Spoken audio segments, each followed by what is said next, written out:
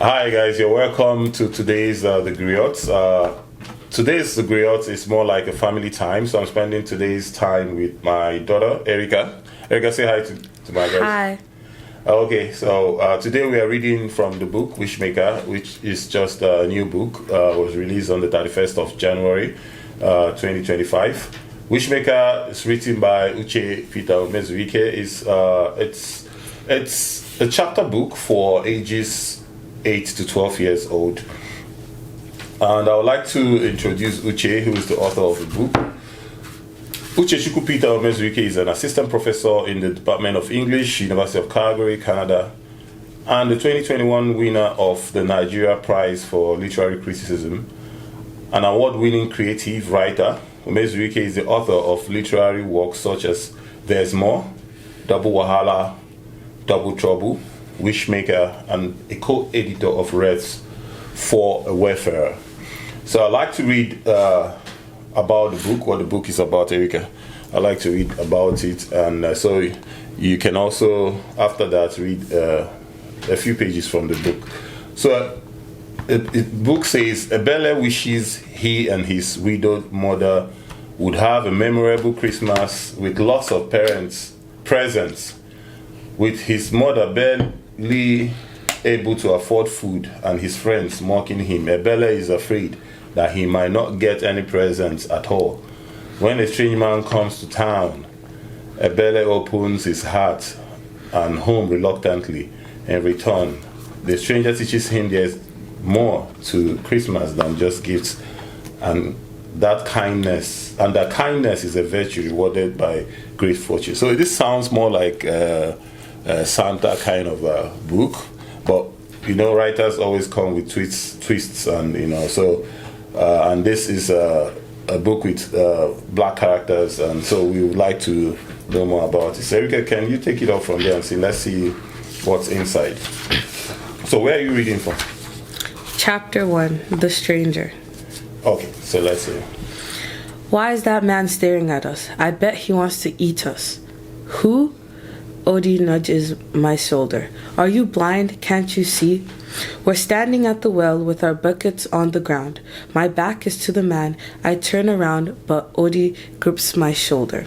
Don't, Ebele, he says. He looks mad. I throw Odie's hand off. The word mad flashes around across my mind. An old woman told me that if a madman bites you, you'll end up one yourself. Let's run before it's too late. I break off as I hear footsteps behind me. The air suddenly smells of rotten fish. Odie crinkles his nose like he wants to throw up. I spin around, thinking I might too. The stink comes from the man's white gown, streaked brown with mud. Did he fall into a gutter? The man has bushy brows and thick lashes. His eyes remind me of a dog pretending to be asleep. His hair streams over his shoulders in chunky black curls, like the fancy wigs worn by city girls who visit the village only during Christmas holidays.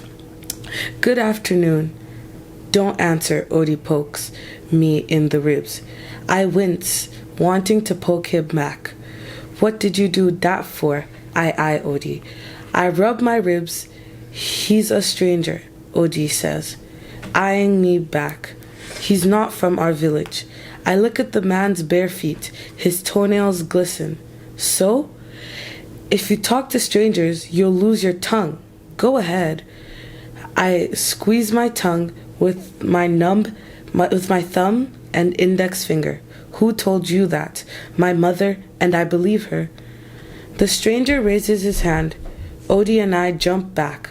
Get some water, he demands. No way, Odie blurts. We're not your servants. The stranger grunts and shakes his head. Bring that to me, he says, pointing at the empty plastic bucket for fetching water. But Odie snatches it off the ground and slings it over his shoulder. Let's go. Not yet, I insist. Maybe give him the bucket. Something's wrong with your head. What harm could it do? Odie looks me over like I'm a fool.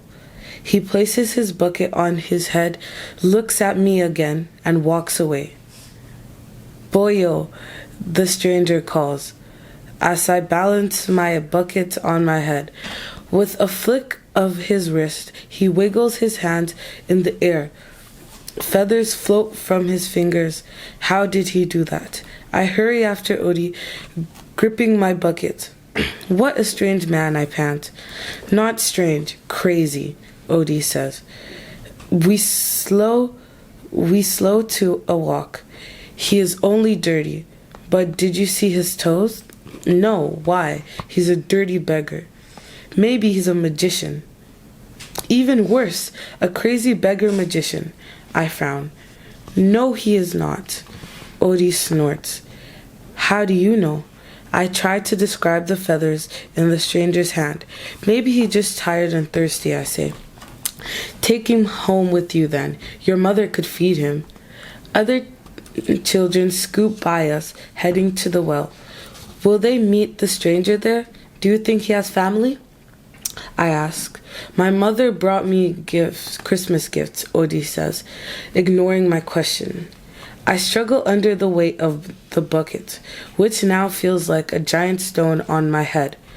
I'm afraid it will slide, so I tighten my grip. The sun burns my neck. I should be happy for Odi, but I'm not. Did you hear what I said? Odi growls in my ear. When I don't respond, he continues. I'm excited for Christmas, are you? I'm not, but I reply. What did she get you? New pairs of shoes, jeans, t-shirts. I can't think of anything nice to say, so I look straight ahead. So what do you think your mother got you? Odi sounds like a mosquito. I want a bicycle for Christmas, but mother can't even buy a second-hand helmet. She looks tired most of the time. Though she won't stop selling plantains, she doesn't make money from her trade, which she complains about now and then. I can't tell Odi any of this because his parents have more than enough. He boasts that his house has 3 rooms and is built of cement and zinc. Ours is mud and thatch, just a single room. Odi taunts me as if he has read my mind. Your mother hasn't bought you anything, has she? Better stay at home on Christmas Day. That's the end of chapter 1. That's good. And you read it really nice and like smooth.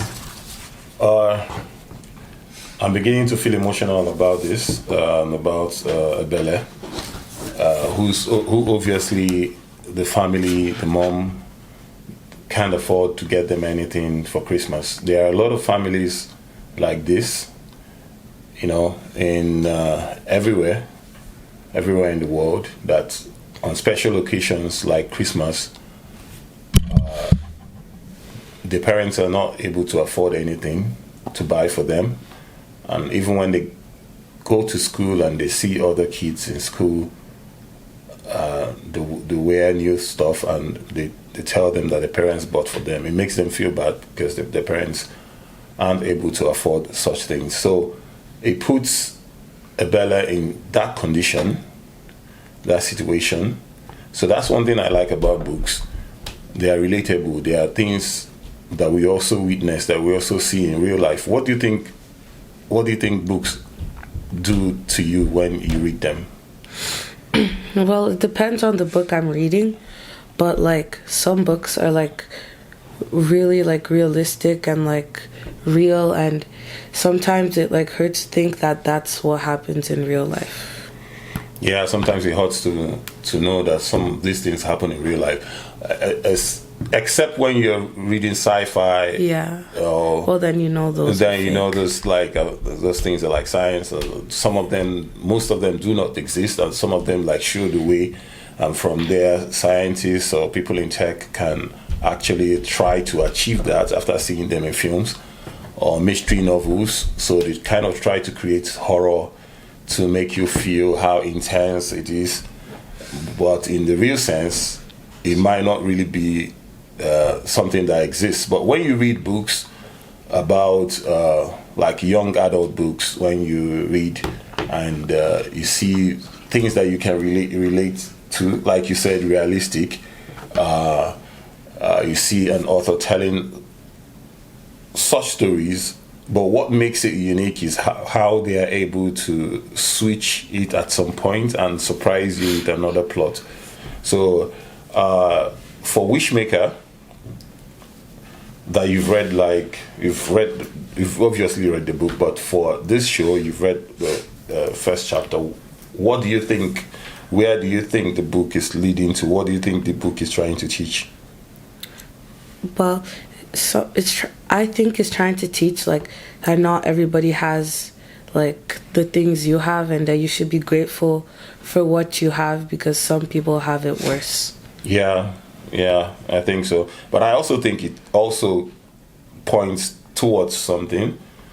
There's a character in the book that we have been introduced to called Odie. Mm-hmm. So Odie is kind of making mockery of the whole situation. So what do you think it tells us when you come across such characters in real life? Well, I think like it tells us that you really shouldn't be like making fun of someone else because you don't know what they're really going through.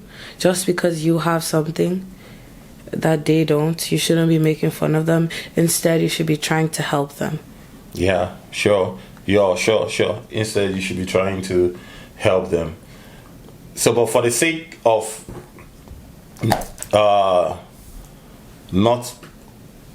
we're not going to expose everything that happened in the book, so that's why guys, you should go buy this book. You should go get the book Wishmaker. It's available in Canada, in the US, and you can get it from any part of the world on Amazon. You can get this book, Wishmaker.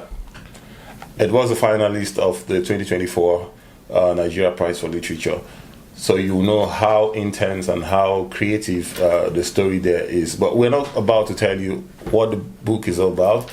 But a hint is that this is like a book that kind of brings home the Santa Claus person and puts him in character in the African sense of it. So what again I think this book also teaches us is that along the line we get to figure out that Christmas is not only about white snow, Christmas tree and lights and chicken in the oven and all that. Christmas is also going to the stream. Christmas is also coming together as a family, going to watch a masquerade.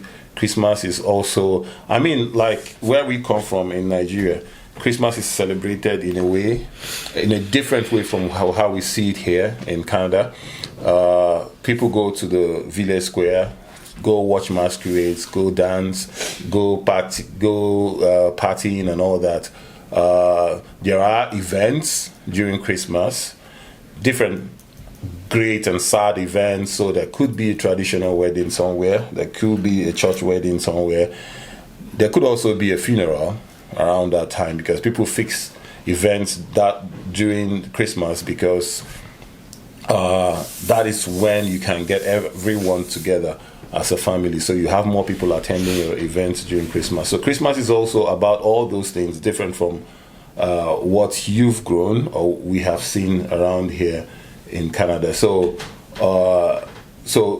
books teach you, books take you on a journey from where you are to wherever the book is talking about. What book did you read last, if you can remember the title?